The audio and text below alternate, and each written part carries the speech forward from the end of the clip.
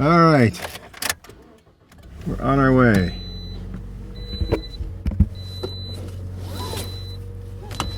Fasten seatbelts and go.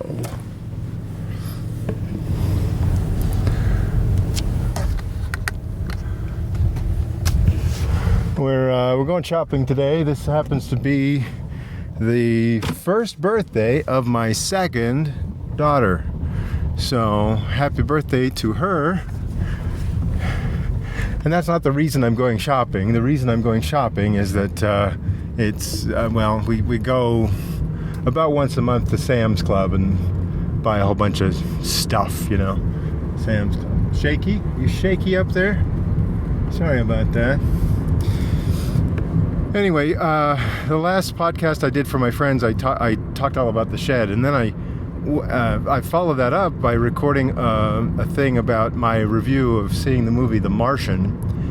But I was trying to record with two cameras, and one of them I, for some reason, did not hit the record button correctly.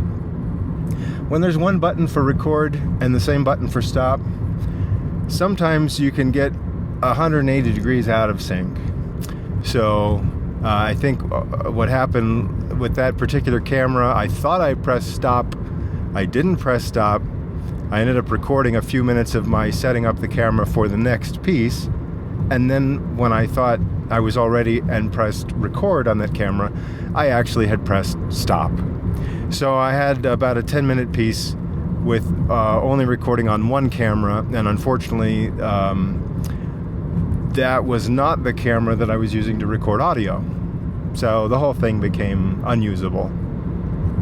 Anyway, now I can give my review of The Martian as I'm driving. This is not distracted driving. Look at that, 2 hands on the wheel. Okay. So I saw The Martian, and this is now obviously a little more than a month ago. I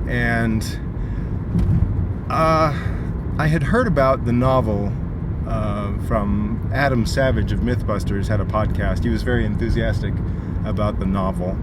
And so I knew that there was a lot of foul language in the novel, and then I knew that the movie was rated PG-13. When it comes to foul language, you know, I'm at the point where I just kind of say, people, you know, grow up. Just grow up. And so that was one of the things that they kind of played with and tried to make it funny, the way that they used and avoided the foul language in the movie. I just kind of, whatever. There's something about when you know a little bit about the people that are involved in making a movie, and maybe some of the things they've done outside of actually making movies, when they start to get spout off about political things or social things or stuff that kind of like, you know, maybe you're not an expert on this topic, maybe you can just kind of let us figure that out for ourselves. We don't need you dictating how we're supposed to think about things in life beyond, you know, what messages you might have in your movies. So there are people that are involved in the making of The Martian that kind of bothered me just outside of their movie work. And one of the things with Matt Damon, for example, in the movie, this character gets stranded on Mars. Spoiler alert, I think everybody knows that much. And then he must use all his knowledge and science and luck to survive and try to do whatever he can to possibly survive long enough to be rescued from his stranded condition on Mars. And but there's just a certain smugness that maybe the character was written that way. It's weird to watch the movie because on the one hand you're kind of rooting for the character, you're rooting for Matt Damon, but you know he's kind of smug, as is the real Matt Damon in my estimation. So, you know, the part of me is kind of like, maybe I want him to fail.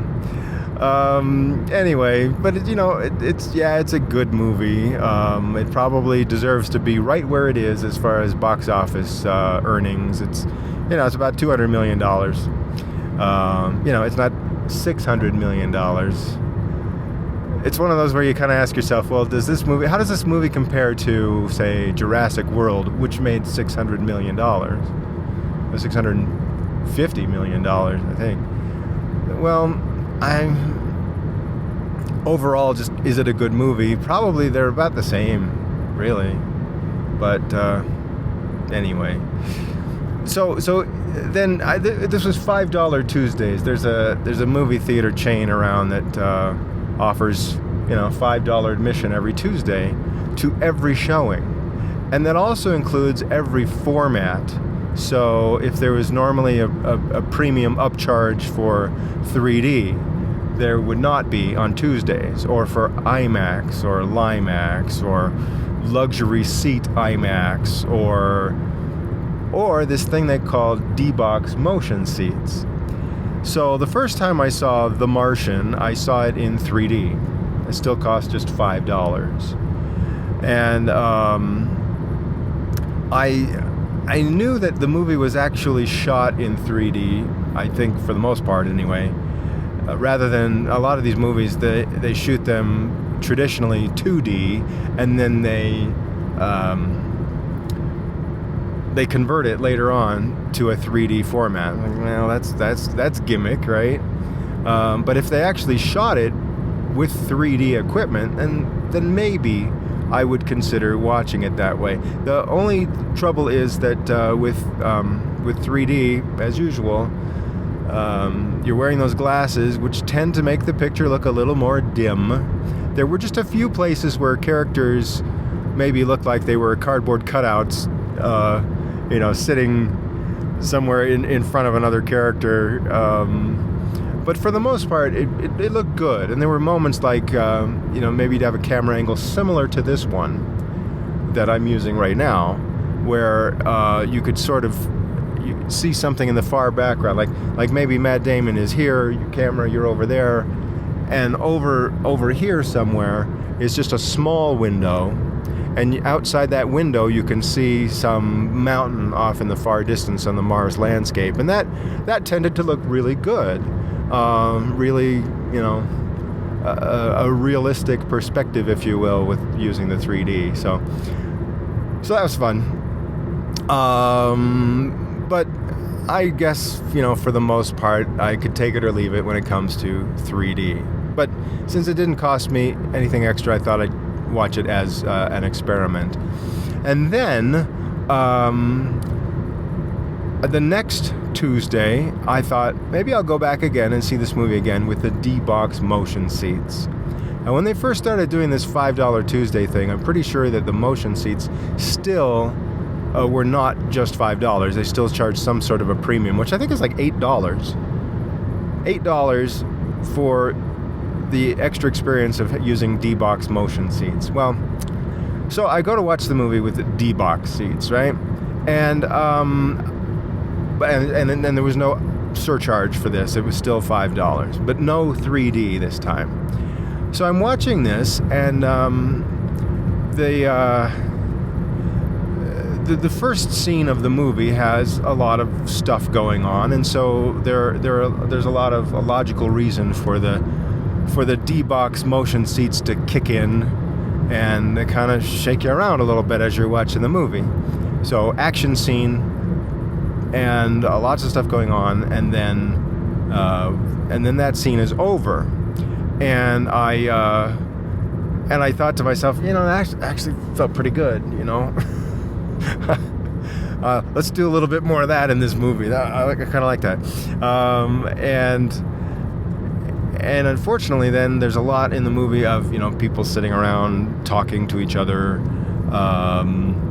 There were a few moments where maybe you're kind of establishing a shot, like the camera's sort of flying over the Martian landscape, and so you'd get this gentle rocking sensation on scenes like that or shots like that, and then you'd go back to here's somebody just sitting there doing something without a lot of action and you're just sitting still. I would estimate that by the end of the movie, I think the seats were moving, the D-box seats, for about 20% of the total running time of the movie.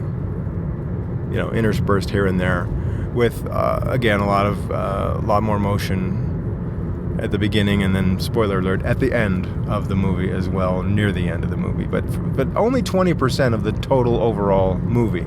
And I was thinking to myself, would I normally want to pay $8 for this?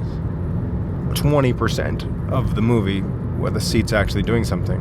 I thought, well, no, I suppose you'd want to go watch a movie where there's a lot of action and a lot of reason for the seats to be moving around through a greater percentage of the movie. And how great, does that mean that if I want to truly enjoy D-Box, then I got to watch,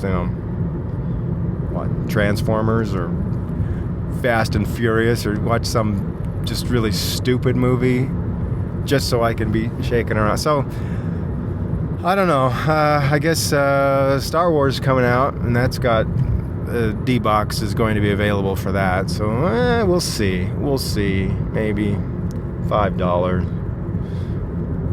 I don't know. As for the overall movie, The Martian, I'll give it a generous 3 stars.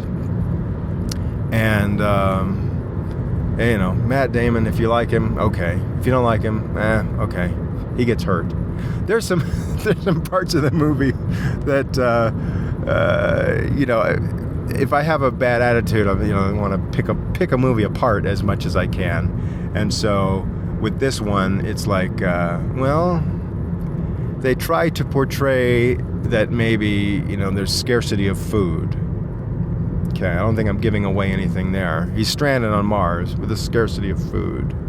So they try to portray at one point that maybe he's gotten very skinny. So there's this gratuitous scene. It looks like he's just come out of the shower. Now, I don't know if there's really a shower there or what it was. He just so he kind of walks around the corner with a towel on his head, like he's just drying his hair.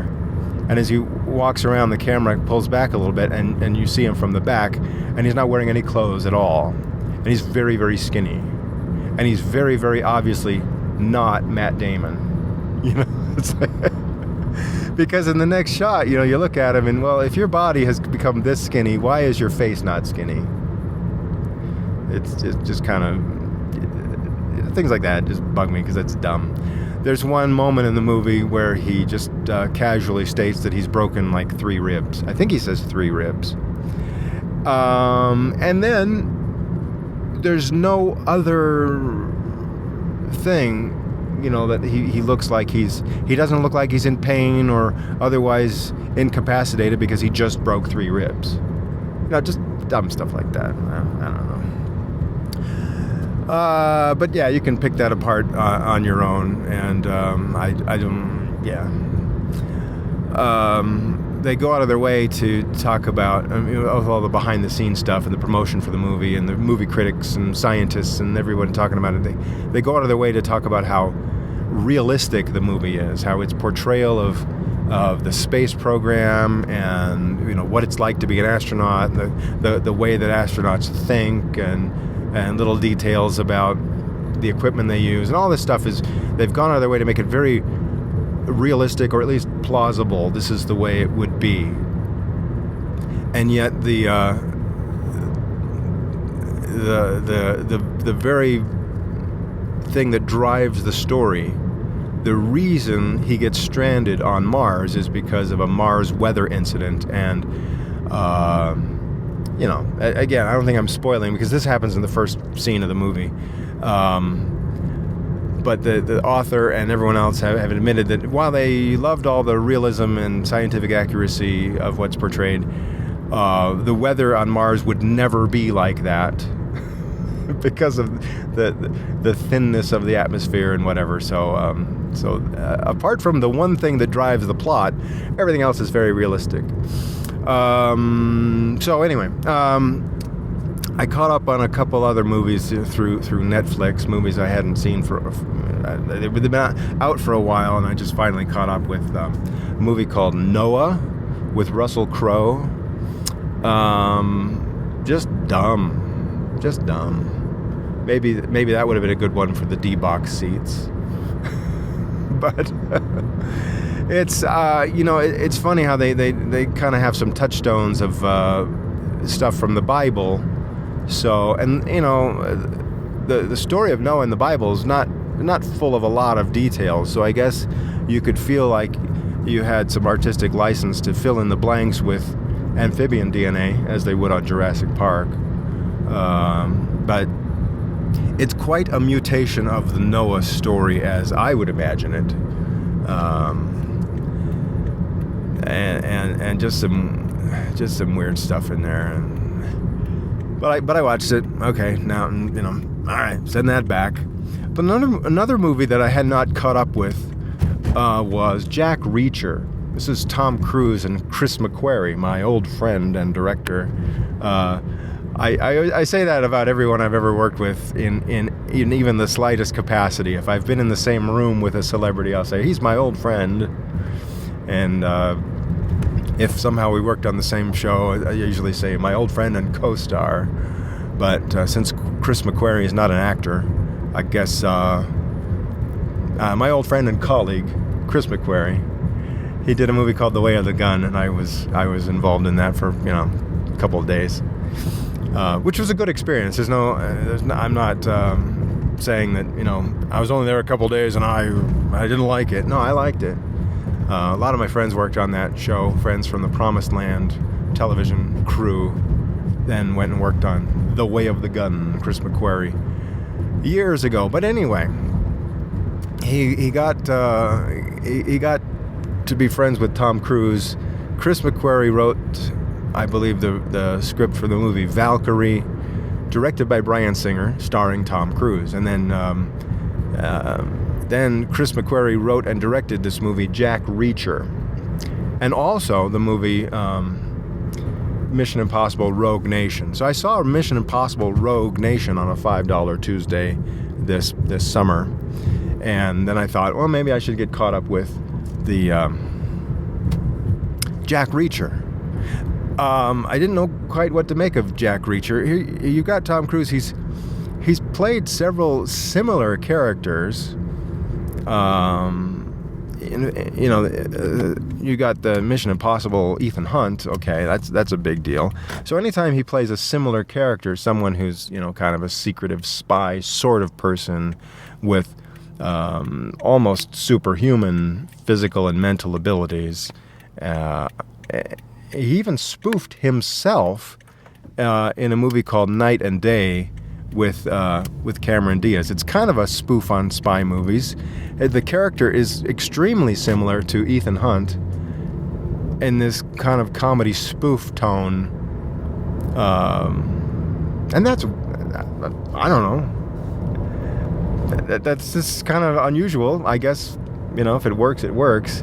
And so here he is again in Jack Reacher, a guy who has a very imposing presence, and very smart, very very physically threatening kind of a person, and so how is this different from Ethan Hunt? And well, the refreshing thing is it really is different. There's something about the Jack Reacher character that I find compelling, that I think I don't know that story in itself. It's a little gritty. It's a little maybe not my favorite story. It's okay, but I think the character is worth exploring again. And well, surprise, they're actually making another Jack Reacher movie. It's in production right now, as far as I know. So, but Chris McQuarrie is not going to be directing this new Jack Reacher because he's going to be working on the next Mission Impossible. So, but yeah, it's a compelling character. In this one, he's kind of this mysterious drifter type of person. Nobody really knows too much about him, and yet he shows up when people are in need, and the way he helps people is not always the most most clean method of helping people, but he gets the job done. It's an interesting character. I guess it's based on novels, a series of novels in which the character Jack Reacher is supposed to be like 6'5", very physically imposing, and Tom Cruise is, not 6'5". I don't know what he is, like 5'7", 5'8", whatever this height is. It doesn't matter. He pulls it off because he has this overbearing presence. This it's not this in physical stature, but he still has a very imposing demeanor as the Jack Reacher character. I'd have to say, you may have an attitude about Tom Cruise. You may think that, there's something weird about this guy, or, you find reasons, again, like Matt Damon, to kind of say, I don't know, I like him. But the point of it is that when someone is able to deliver the goods, I think it's the Christian thing to do, to resonate with the good things about a person. So whatever I think might be strange about Tom Cruise in real life, or something I might not approve of, I thought he did a reasonably entertaining job in some recent movies, so I can resonate with that, and I can support that, and that's okay. I don't know why I still have an attitude about Matt Damon, though. What is it about that? All right. And you're probably thinking, Greg, where in the world do you live? It takes you this long to get to Sam's Club? What's going on? Yeah, we live out in the Booties. To drive through the Mystery Canyon, and now I'm driving through Ogden on my way to Sam's Club on Riverdale Road, officially in the town of Riverdale.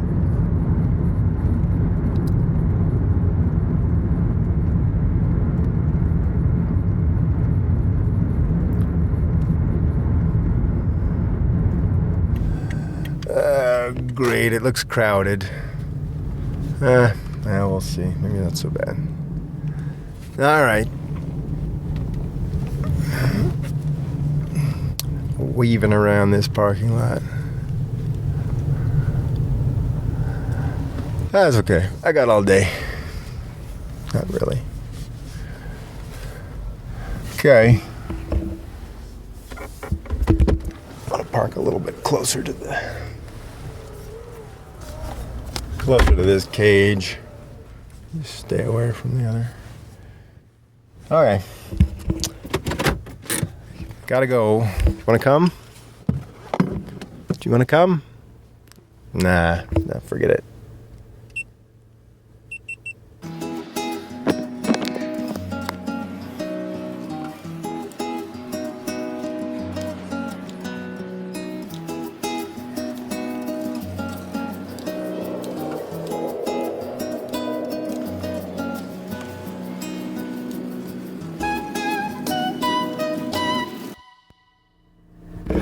Okay, here we go.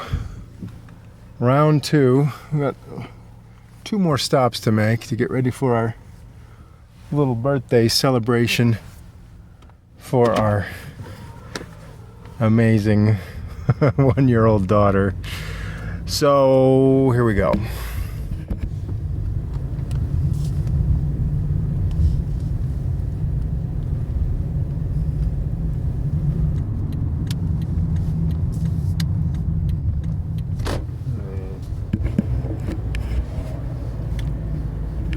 There's a big crowd at the In-N-Out Burger over there, but I'm not going there. I'm going to go buy some party balloons, and it's a very windy day. Probably not a great day to buy balloons, but we'll see what happens. We'll see what happens. Okay, you wait here. One more. Stop. Okay. All right, wait here.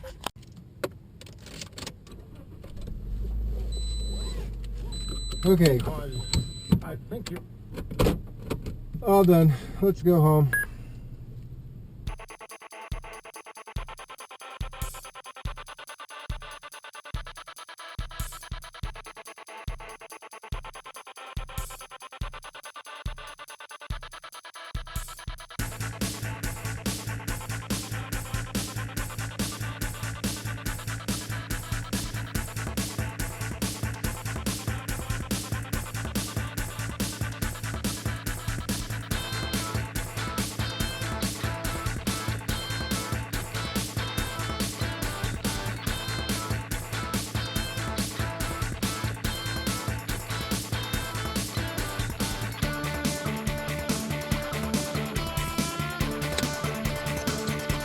Okay.